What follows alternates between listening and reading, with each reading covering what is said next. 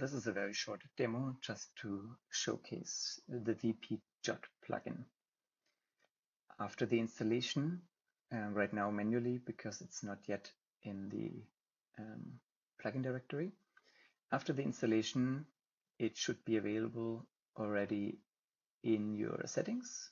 So when you go to the settings, Djot markup, you can see these options. It is usually enabled for posts, pages, and comments right away.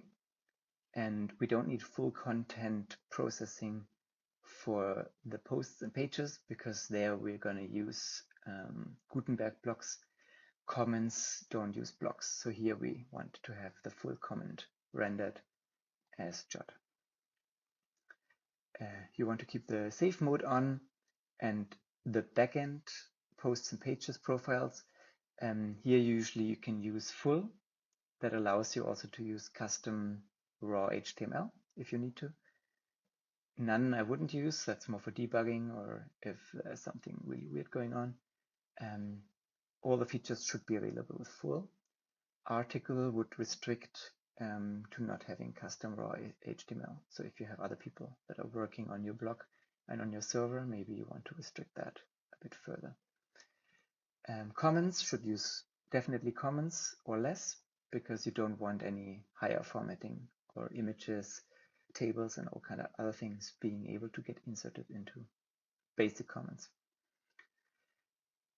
Markdown compatibility modes. We have the soft rendering compatibility. There you can have more line breaks that you're used to maybe from Markdown. The parsing compatibility would allow more compact styles that you're used to without so many new lines needed. For the content in the comments, we can leave it on default unless people are very used to Markdown. Then maybe you want to also go a little bit more into what they have been used to. The rest we can all keep. Once you saved all your changes, we can go and look into our posts and create a new one. Before I do that, I already created some to just showcase a few things. So when you go in, you can see that I created this blog post. I started with a header 2 because this is already a header 1. So we don't want to have another header 1. That's why the first subheader would then be a header 2 already. It lists a lot of examples. And if you want to, you can go to preview and you can see it right away. But you can also, if you want to have a real demo of this, you can go to the normal preview because this preview definitely renders it the way the style sheet dictates it for the front end. Whereas the div blocks, whereas the preview here might use the admin CSS a little bit more. So it might not be fully aligned. So double check that with the real preview. There are also more complex examples here with nested stuff, nested lists, and nested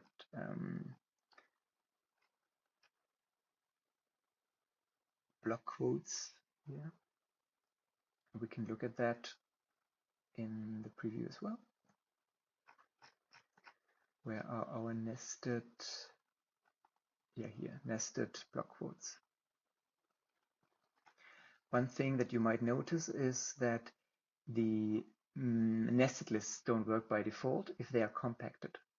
So this would need the Markdown compatibility mode on.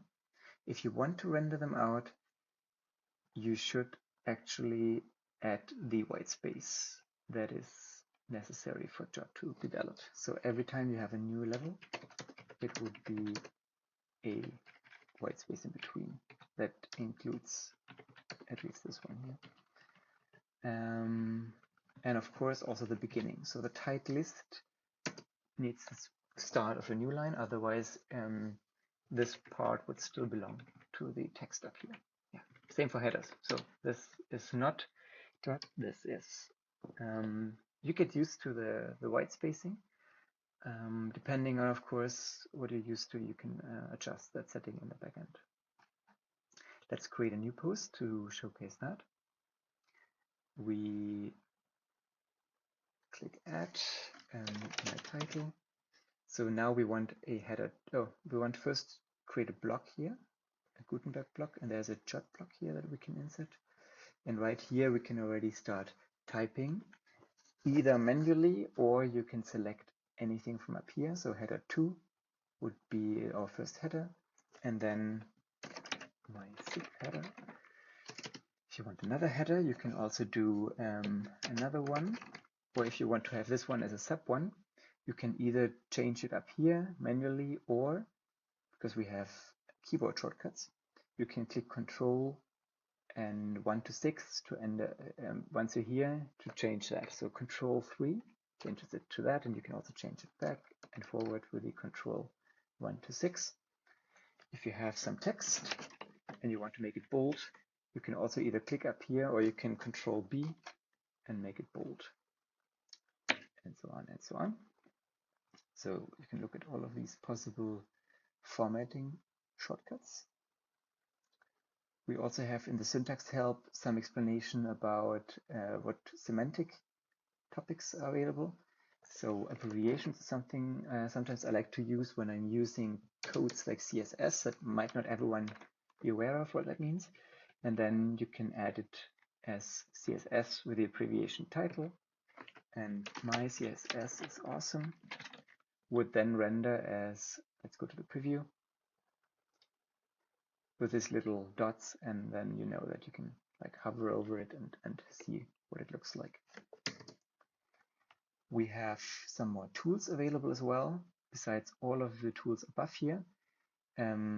Interesting maybe might be the table, where you can click and you can create as many columns and rows as you want to.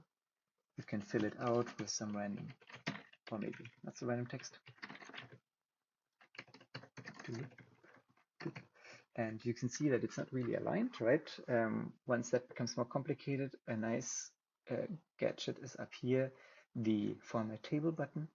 With that, it will align itself already very nicely. It's not needed for the front end because any table is valid, but for you to look at it, it might be easier to understand what's going on there. On tools, we can insert task lists. So we did that. Check.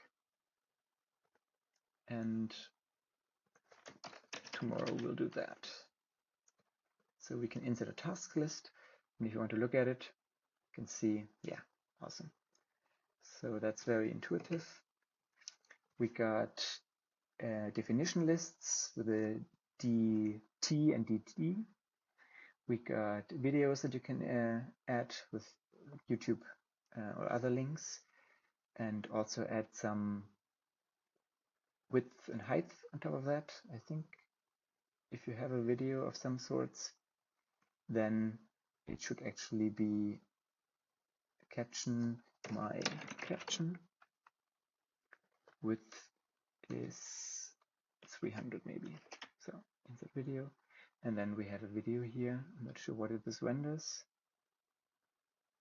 Okay, it doesn't render here because it's probably an invalid ID, but that's fair. We can import Markdown. So if you have another snippet of Markdown, I can insert something here so you can see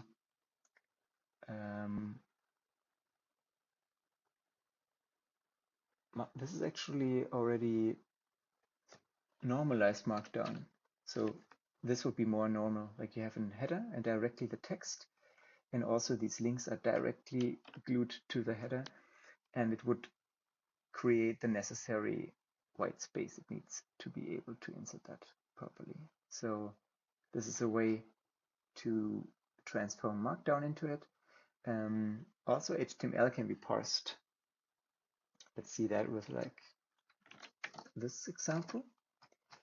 So we have here a summary header, and then we got a few other subheaders.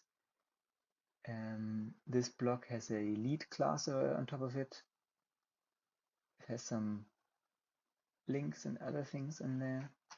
This looks actually quite usable. I can insert it. and we can have a preview on that one. So yeah, I think HTML to Djot is quite nice to simplify whatever markup there was before. Okay, I think that gives a good all-round impression of what the Djot plugin can do.